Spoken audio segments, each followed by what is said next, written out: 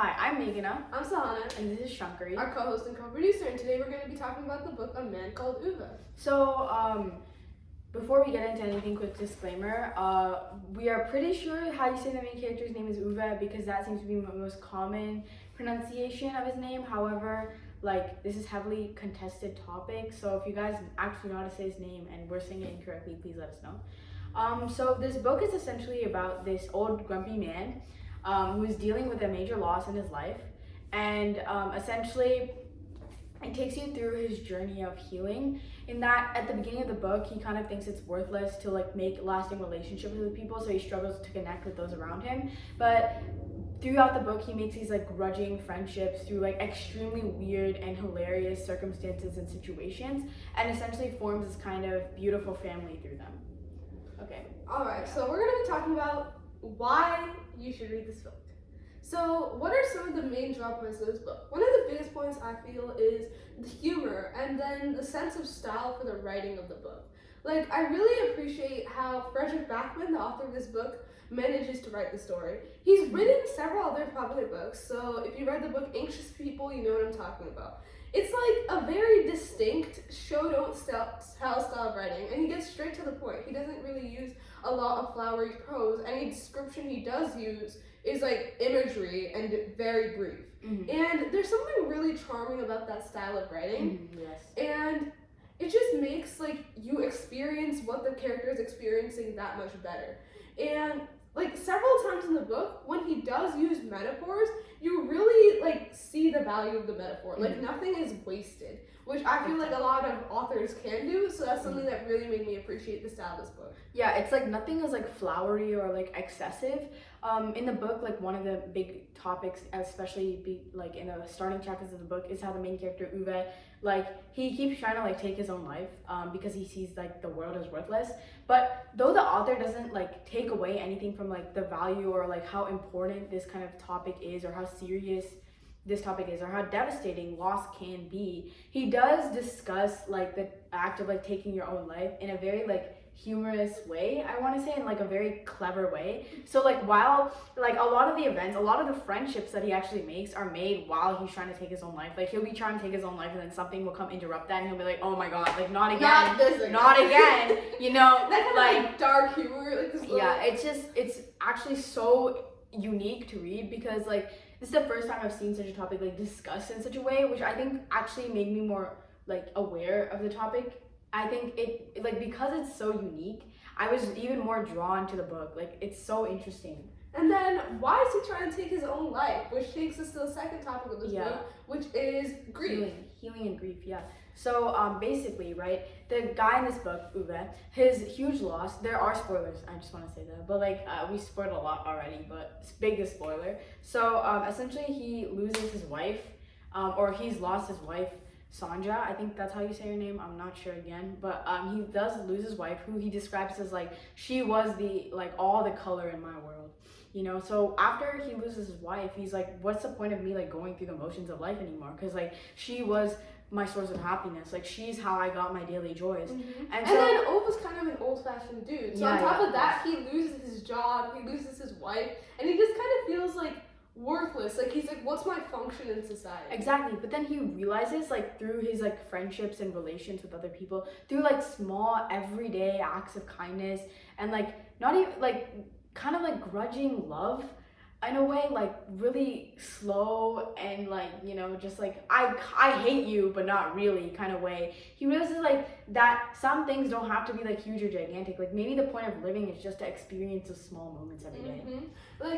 There's a point in the book where there's this kid who broke his bicycle, and after kind of dissing him about how he should know how to fix his own bicycle, Ove just goes okay, fine, I guess I'll help you. Mm-hmm. It's not his bicycle, actually. It's his potential girlfriend's bicycle. Oh, yeah. And then Ove hears about it, and he's okay, I guess I have to help. Yeah.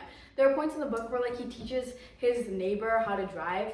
Her name is Parvana. She he pretends to dislike her at the beginning because he finds her and her husband like kind of annoying, but then by the end he's teaching her how to drive. She takes him to the hospital when he has like a heart condition, you know, and like one of her kids actually calls him like granddad at the end, and like has a little drawing, and she's like, to granddad on it, and he's like, oh my god, this is so worthless, and then he puts it on his fridge, you know. So it's like all this kind of stuff makes the book like so like heartwarming to read in a way, and it's like all these small moments end up piling to something bigger, which I think is one of the reasons you should read this book in the first place. Because it's like that beauty of getting over, like not getting over grief, but like coping with grief, and then also it connects into like how you can connect with your community, which is another like really book. Like okay, wait, going back to that grief topic for a moment, it's like shows you how like healing from grief isn't linear. It's kind of like grief can like always you never like truly move on from it. You kind of like have it in you,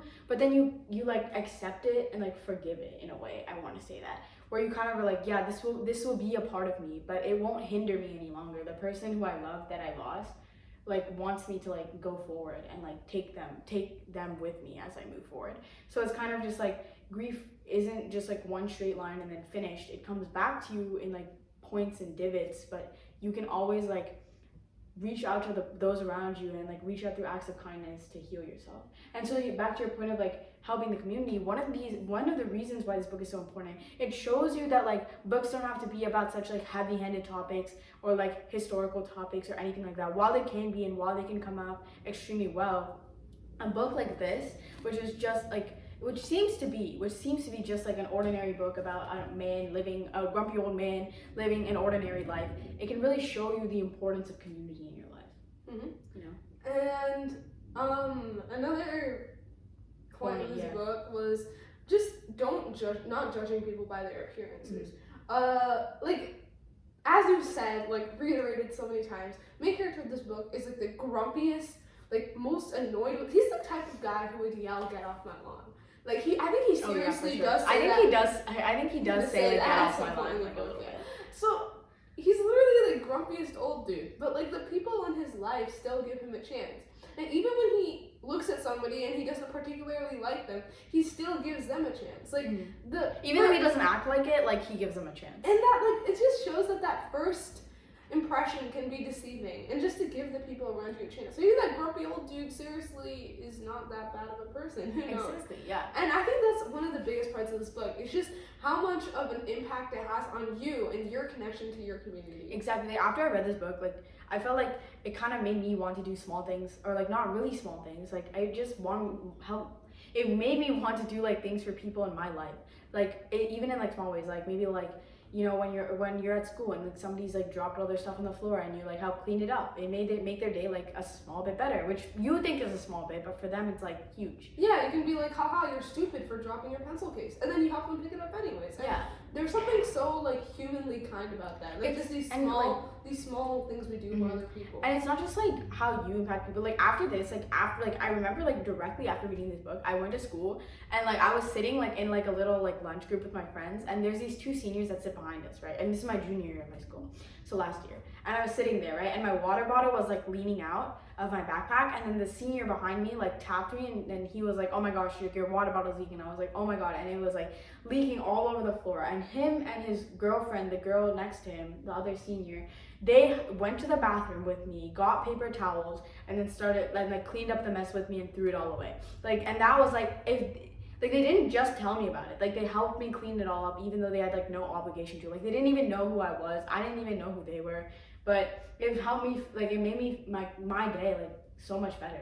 Because I was like, kind people like really do exist, I guess. And another time, I remember both of us were biking, and as we were biking, your chain slipped. The chain on your bicycle slipped off, and we were really concerned because we were pretty far away from our house, and it would be difficult for us to walk home by ourselves.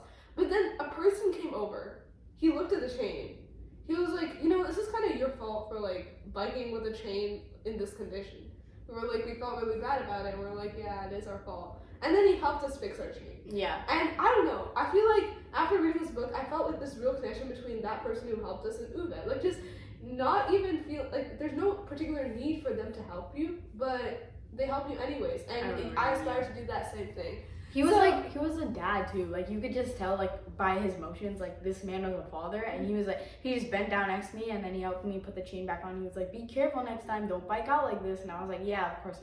Yeah. I biked out like that again, but not his problem. That was her problem. Don't do that. But it's just like, you know, like she said, it's just like an act of kindness, and like I feel like in my life, like this book, it's just helped me like reach out to people around me. So, yes. Conclusion: read this book. It is amazing. Like you could knock this out on the plane, and it will just like it's just like after you read it, you kind of are just not trapped, but you're like locked in this like bubble of just like, how can I help other people? Other things from my community. Yeah. So it's a really good book. It has excellent prose. It really teaches you about grief, about community, about doing small kindnesses for people, and about not judging people in their first impression. Exactly. And moreover, it's actually hilarious. So, you know, like, why not? Why not? Or why are you not ordering this right now? Why are you still watching our video? Go to Amazon right now. Order this book.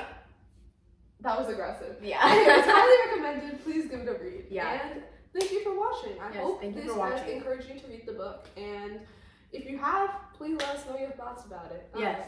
Thank you for watching. And if you haven't, go get it right now. Go get it right now. Okay. Bye. Bye.